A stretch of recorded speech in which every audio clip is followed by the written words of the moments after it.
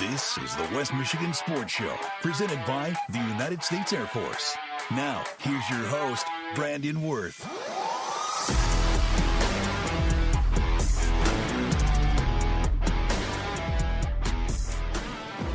Welcome into another edition of the West Michigan Sports Show, presented by the United States Air Force. Yours truly, Brandon Wirth, joining you here on this Saturday.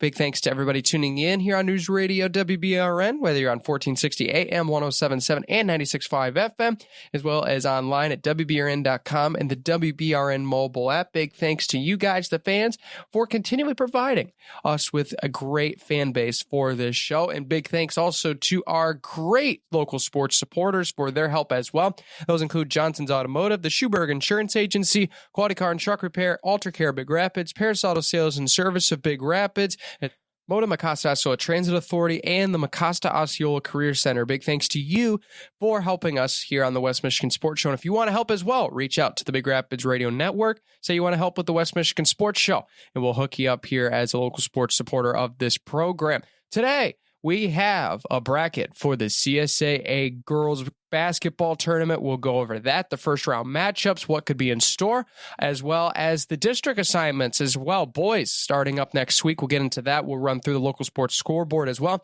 And to finish out the show, I'm going to dive into the subject of signing day festivities. I recently came across a photo on social media, I believe it was LinkedIn actually, of a young man at Reed City, a football player, that signed on not to compete at the next level with a college, but signed on with a company for a trades job journey. Super cool idea, very unique perspective that it brings. And it really kind of brought back to me the idea of signing on to play a college sport.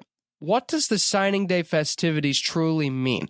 And this is something that I want to get into because I feel like we've lost the full meaning of what it means to sign on with a college to compete for that school in that sport and get your education for the 4 to 5 years or less that you are there with that school. So we'll get into that topic as well later on in the show. Going to be a very interesting one, so stay tuned for that. But first, we get into the local sports scoreboard, all of the recent scores from around the league and more. We'll start back on February 19th where we left off. Big Rapids takes down White Cloud in an overtime thriller there in Cardinal Arena, 53-48 in overtime. Cardinals beat the Indians as well as on the other side of the gold tier bracket. Reed City beats Grant in dominant fashion at home, 60-41. The Coyotes take down the Tigers. In the crossover, down in the tier below bracket, Central Montcalm traveled to Kent City and beat the Eagles in dramatic fashion, 55-52 there in overtime, as well as Tri-County and Lakeview battled down to the wire in Howard City. It was the Vikings on top, 54-46, as well as Newaygo beats Chippewa Hills by 10, 58-48 at home. In there in boys action, girls action as well, finishing up the regular season on Monday. The first games of the week, Hart takes down Morley Stanwood on the road, 45-40 there in Morley, as well as Muskegon Oak Ridge battled Newaygo, hosting on their grounds. The Lions fall to the Eagles, 46-38.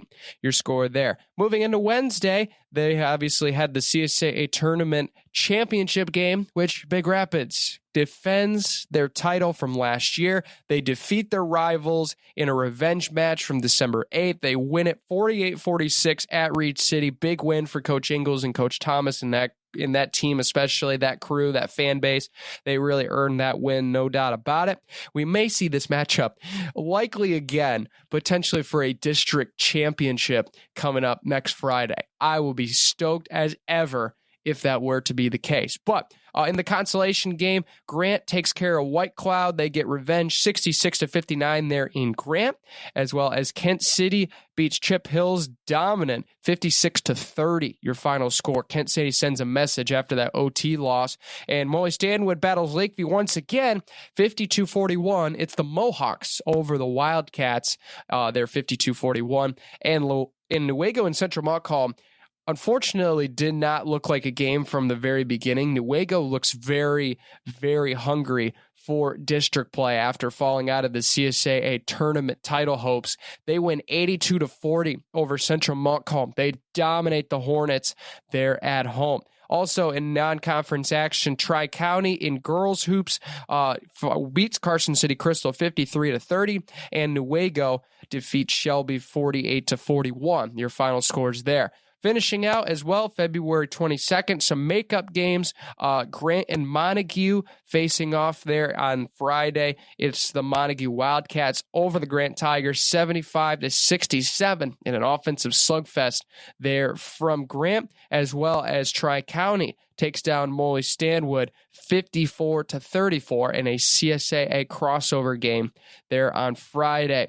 Also on the those were on Thursday. Here's the Friday games for you as well. Some of them finishing up the regular season. Midland Calvary Baptist falls to Central Montcalm at home. The Hornets get the win 63-45, as well as in girls hoops, the ones we are all following. Reed City beats Central Montcalm in a nail biter 42-41. The Coyotes hold off the Hornets at home. Boy, that's a huge win for Coach Belfuse. They'll be playing for a CSAA tournament title here coming up next week, as well as Grant and Molly Stanwood will. We were wondering about this game. It's Molly Stanwood in overtime. 64-57, the Mohawks and Coach Raven lock up the number 1 seed as they defeat Grant in overtime there in what was a classic. Kent City also beats Lakeview dominant fashion 57-30.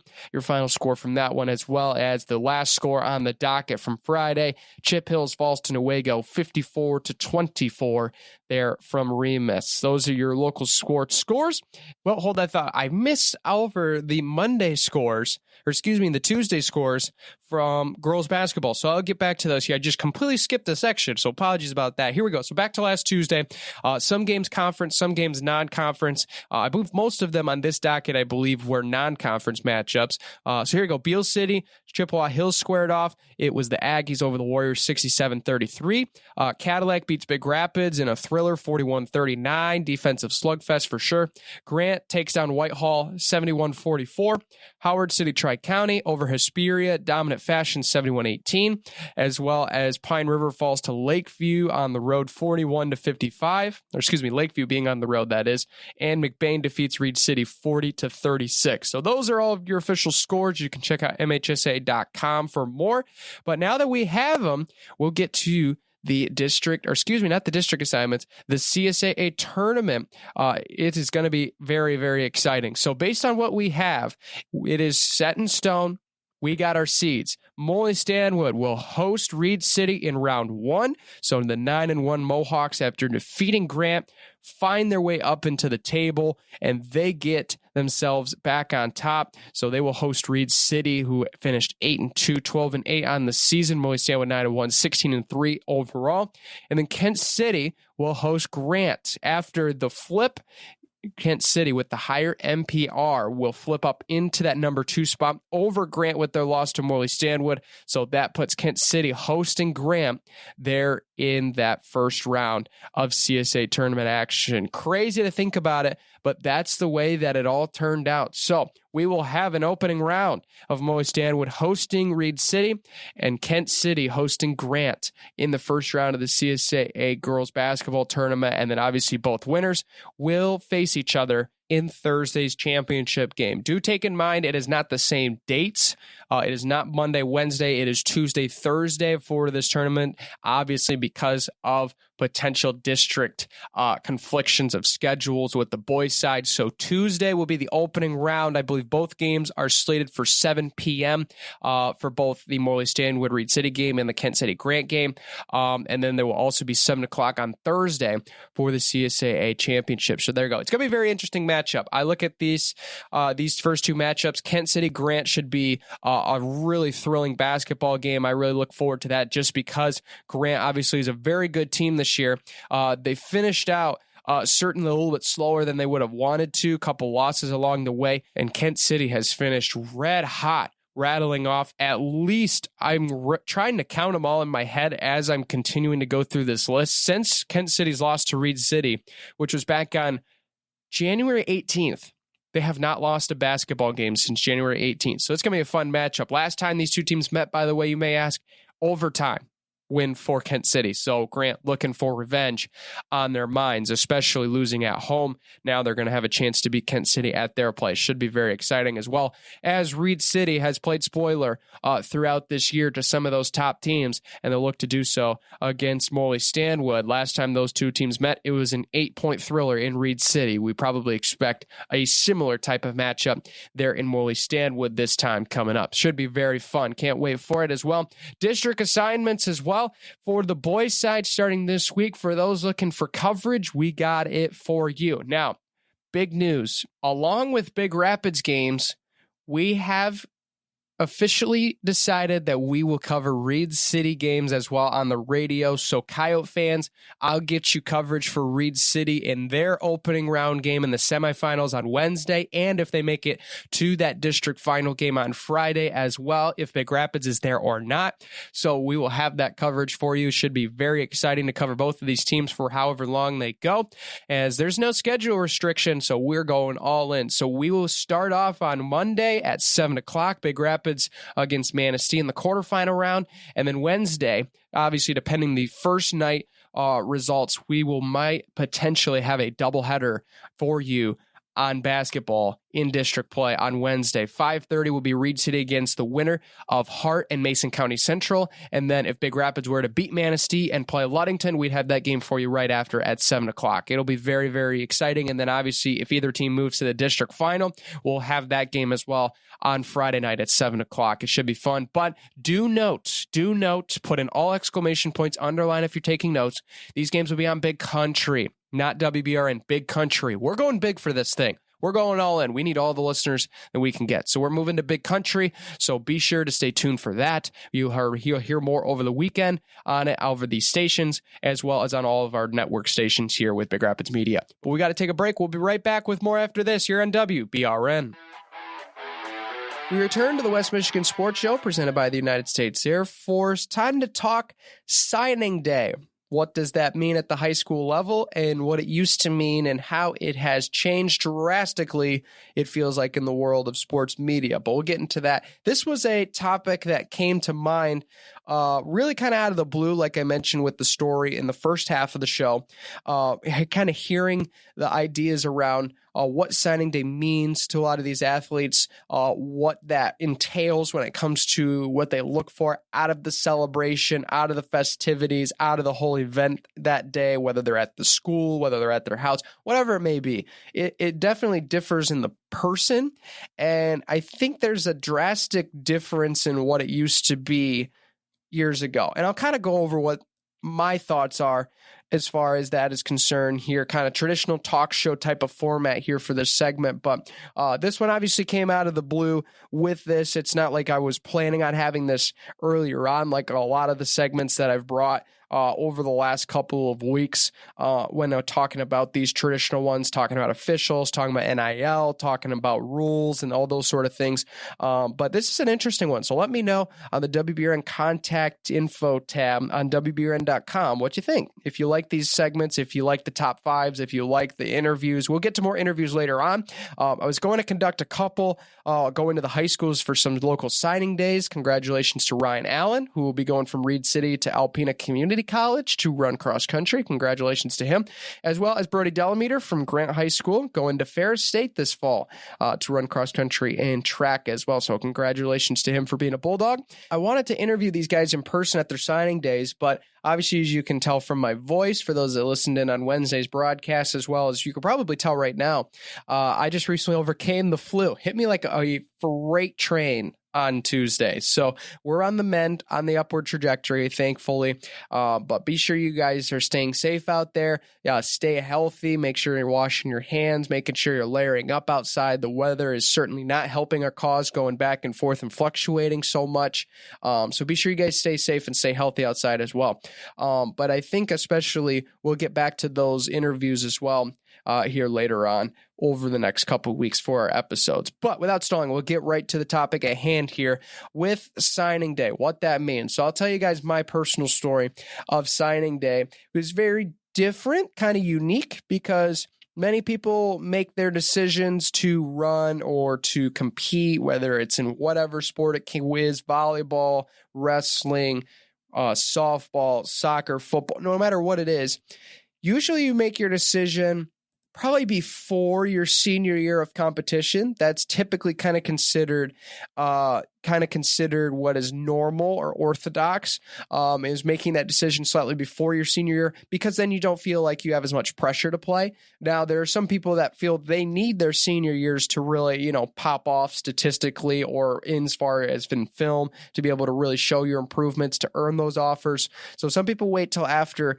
their senior years. Now, the fun part about it is when you have multiple sports to consider, then you kind of have to, which one do I really want to do? Okay, is there a school? If I had to pick a school, if sport didn't mean as much that I could get to, could I get there for one sport rather than maybe the other? Then you obviously have the kind of delay there on when you get actually accepted into that school. So there's a lot of things to consider, and everybody chooses their time differently. My official date that I decided to be a Fair State Bulldog running cross country and track and field was June 2nd. And you're probably thinking, the year before, right? No, it was June 2nd of after my senior year. It was the morning of my college graduation open house. It was at my house, and my mom and my dad were sitting there and like, you made your decision, right? And I'm like, yeah, I have. I had obviously known a couple days before. I'd prayed about it, and I obviously had came to the decision, but I made the official phone call until that morning.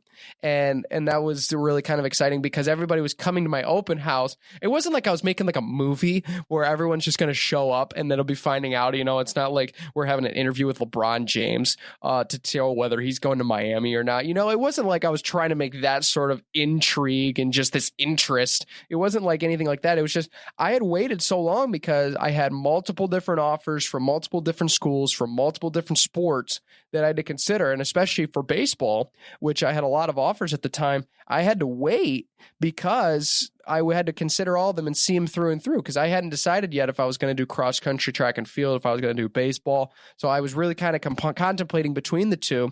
And so I ultimately chose Fair State. I ultimately decided to run cross country and track and field. It was a great decision. I would certainly do it again. But I think the most funny thing was I obviously had kind of told people, obviously they found out at my graduation open house, they're happy for me, so on and so forth. I ended up having my signing day a couple days after, and I say signing day using air quotes in this audio medium that you guys obviously can't see over the airwaves, but it really wasn't anything like special. I obviously brought the balloons and the tablecloths, and the news outlets were there, and obviously there was people there that it meant a lot to me, my coaches, my teammates, family, friends, so on and so forth. It really wasn't anything like extravagant though.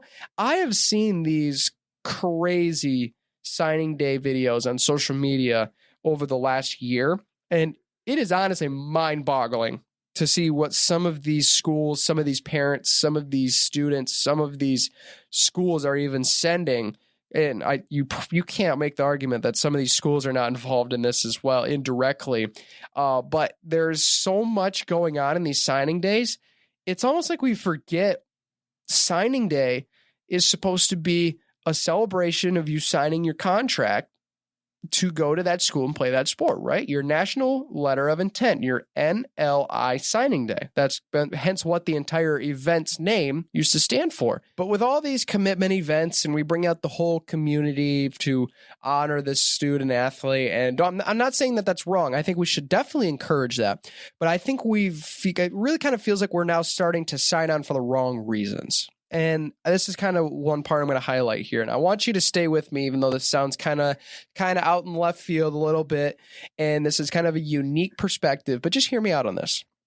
Right. And I know there's different opinions out there, and I know they have a lot of credibility on either side, and you can make the argument, and there's no right or wrong answer because everybody should make their own decision when it comes to going into college athletics and where they go and what sport and so on and so forth. You should be signing on to be a college athlete, preparing for the negatives more than the potential of the positives. And this sounds very weird, but let me explain what I mean by this.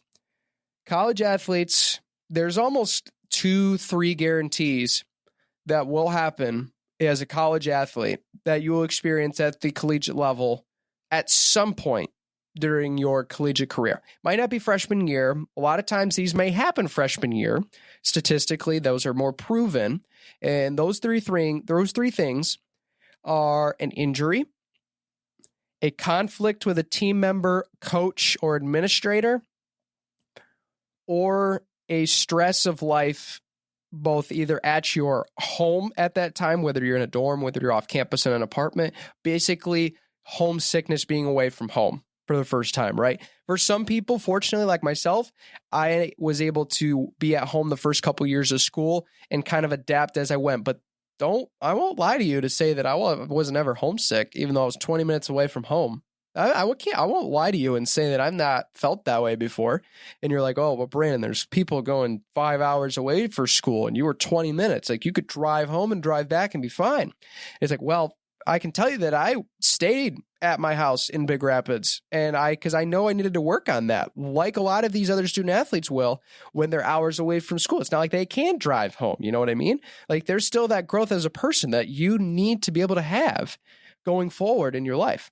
But those three things will happen, right? Injury, homesickness, and conflict. Those will happen. And a lot of times, like I said, they will happen in the first year you're at school, right? Because the sales pitch of recruitment is a lot of times past everyone's heads on what actually will happen when you get there, because a lot of these schools will put on a show for you. And trust me, I've seen it from some schools. I'm not going to name them out, and I'm not going to trash them because, that's not the right thing to do. That's not professional. But they put on a display where you're like, wow, they're making this seem like a top tier Ivy League school, but it's like, I know you're not, but that's what they do. That's what they do. They sell their program. They sell it to you, right? They're salesmen. Recruitment is sales, right? They are selling you the experience. We want you here. I need you badly, right? They say these things all the time, but you got to know what you need to do, and you got to know what is going to happen. And when that happens, what are you going to do about it, right? If you're 17 hours across the United States and you have a major problem with homesickness, how are you going to plan to battle with that, right? If you have a couple people that are going to be on your roster with already signed players that went to a rival school that you have history with not getting along with, when you're both on the floor in a conference championship basketball game, are you going to be able to sort out your hatred for each other? Are you going to do those things, right? If you're going into a top-tier school academically, even though you struggled in high school, how are you going to adapt going into that situation, right? If you're signing an NLI, you should be prepared for those moments. Obviously, you will have the great moments of succeeding in your sport, making great friends that will literally last you a lifetime as your teammates. You meet coaches that are beyond caring for you and will take care of you just like your own parents would. And those are all great things, and you should sign for those reasons. But all I'm saying is we need to be more in mind of those other situations more than what just may happen. Because if you go for the mays, the possibilities, the maybes, there's a much higher percentage of a chance that you will be disappointed, right? Signing day should be a great thing. Don't get me wrong. But when, as an athlete, you sign that paper, all we're saying is know what you're signing up for. Don't just sign the papers to have your name in the newspaper. That's what I'll leave you with. Thank you for tuning into the West Michigan Sports Show. Subscribe for more on Apple, Spotify, and more, as well as WBRN.com. Until next Saturday, Brandon Wirth signing off here on the West Michigan Sports Show, presented by the United States Air Force.